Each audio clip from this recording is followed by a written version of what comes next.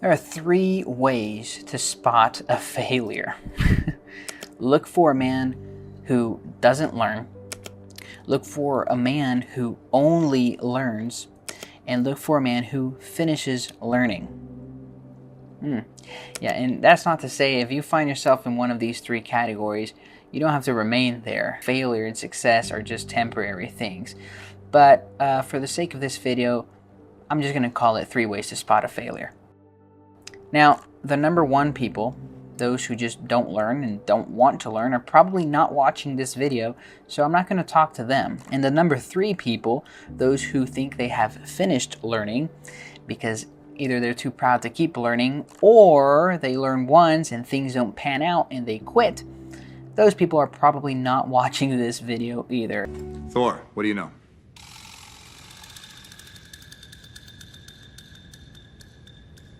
Is he asleep?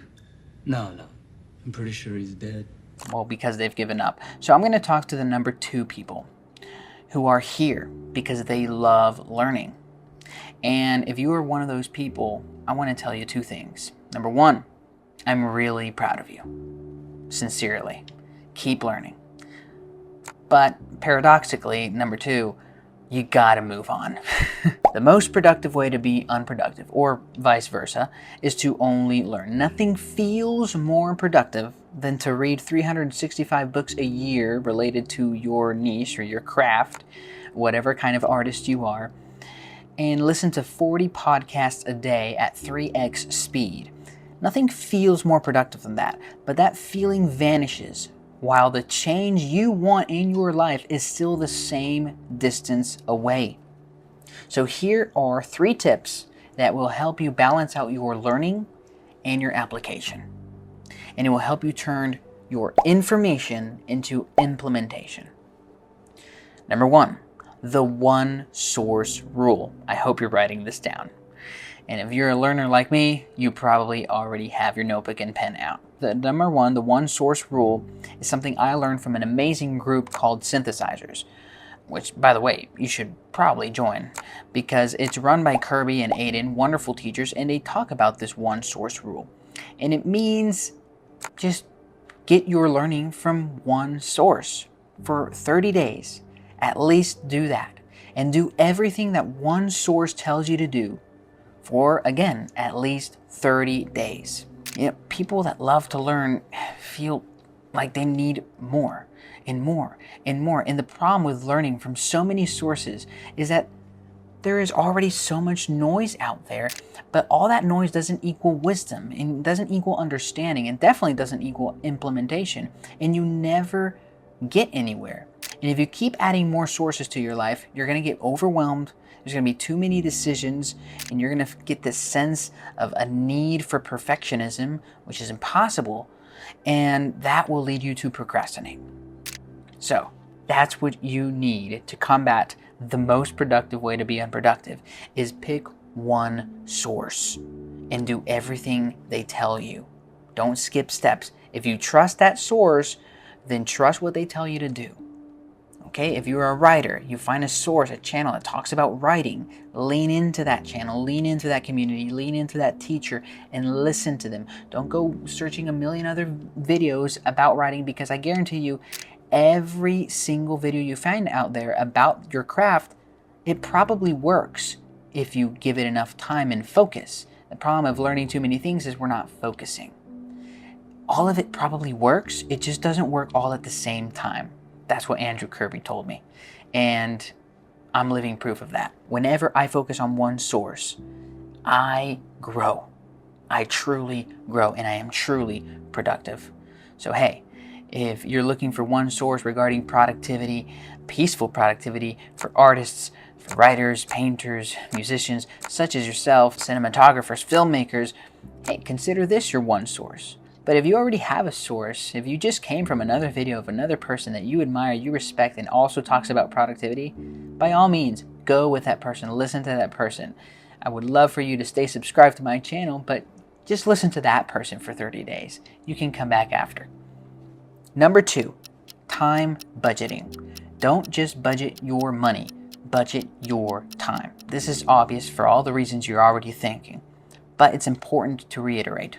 Compile a list of things you have to do. Now, I like to split my life in categories. I've had 7 categories, 9 categories at some point.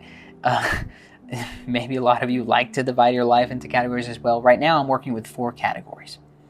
But even if that sounds like too much, just divide it into 2 different categories. I like Ali Abdaal's advice of 2 simple lists. You have a list of things that maintain your life and a list of things that progress your life. And depending who you are, it might look different. But for example, everybody has a maintenance list of eat, sleep, shower, all of those kinds of things. And then things that progress your life. Write your book. Practice your instrument. Now, of course, if you're a full-time musician in a band, practicing your instrument is probably just maintenance.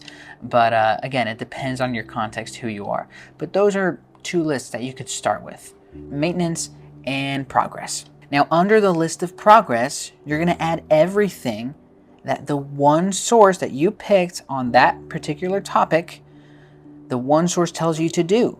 And you're going to block a daily or a weekly time to do just that.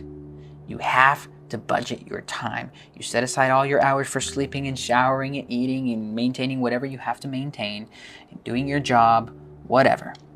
And then you have to be very intentional about this. I know it's obvious, but let me tell you right now, when you finish this video, you better go get your Apple Calendar, Google Calendar, your physical calendar, whatever, and start dividing time. And if you don't have time to plan that right now, I'm going to tell you what a wise friend of mine told me.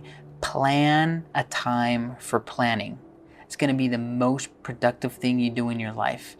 Set aside a time that you will use to set aside more time, to time budget.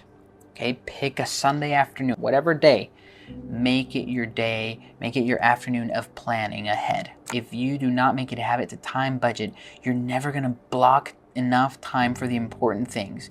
That leads me into that next thing. When you budget or you block a specific time, it will help you fight the whole problem that most humans have of the important versus the urgent. For example, I want to publish a book. That's so important to me in my future, my career. But it's urgent to pay my bills. It's urgent to work on a project at the house. It's urgent to take my car to the shop. And all those urgent things, I'm just doing that. And every single day I procrastinate on publishing my book because I'm working on the urgent things. And that feels productive. But in the long run, I might be living a life of slightly a little bit of regret. And I don't want to live a life like that. I don't want to have any regrets. So I need a time block, a time where it doesn't matter what's happening in the urgent side of things. I better take care of it before or after. But in that time that's blocked for the important thing is priority. When you budget your money, you don't feel guilty for paying for a vacation. The same thing when you budget your time, you will not feel guilty for focusing on the important things and leaving the urgent things aside for just a second. Also, think of it this way. When you budget your time and maybe even go a step further and set deadlines for yourself, make sure they're realistic deadlines. You don't want to stress yourself out, but you put deadlines, then the important thing becomes urgent. It's so much different for me to say, I want to publish a book sometime, than for me to say, I want to publish a book by October. Now that suddenly becomes urgent as well. So again, just so many things that are helpful when you time budget. And number 3, final tip to turn your information into implementation. This is also pretty obvious, but I'm going to help you with a tip here. Find accountability.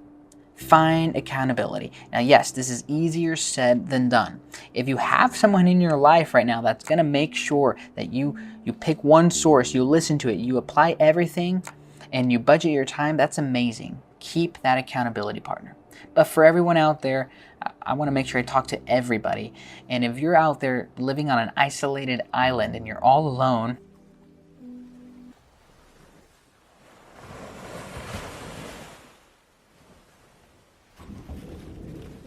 I will tell you, eventually you're going to have to get yourself around people and find accountability with others. But there is a way you can find accountability within yourself. And what helps me is journaling.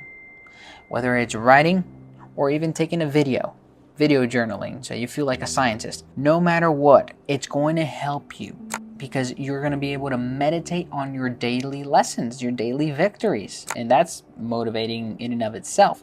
And it just reminds you of your small wins, and that will motivate you and increase your likelihood of winning some more in the next day. And it's not just because you're motivated of what already happened, of what you journaled, but there's another motivation factor.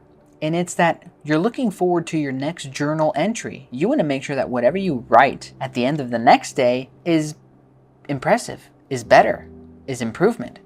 Because in the back of your mind, you know there's some grandchild of yours in the future that's going to read that journal.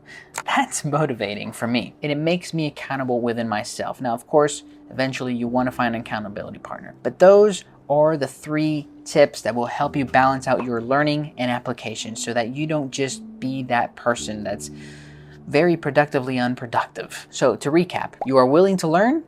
Good. You're not the number 1 person. You're not finished with learning either? Good. You're not the number 3 person.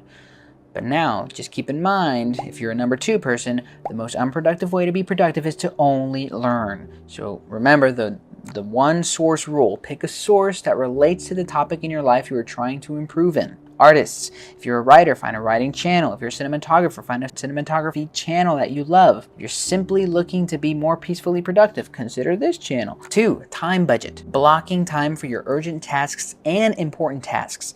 If deadlines work for you, add them. A little bit of stress isn't bad. Only you know what you can take. Just like when you go to the gym, you know your muscles, how much you can carry, how many reps, okay? Don't overdo it. It was at this moment that he knew. Don't tear your muscle apart. Same thing with deadlines and goals. You gotta be realistic with yourself. You don't wanna overdo it. You know yourself. I know you do. You can do this. Time budget. And that leads me to number 3. Find accountability. Either get a person who will truly hold you accountable or start journaling, or better yet, do both. Apply these 3 things to combat the most unproductive way to be productive and achieve peaceful productivity.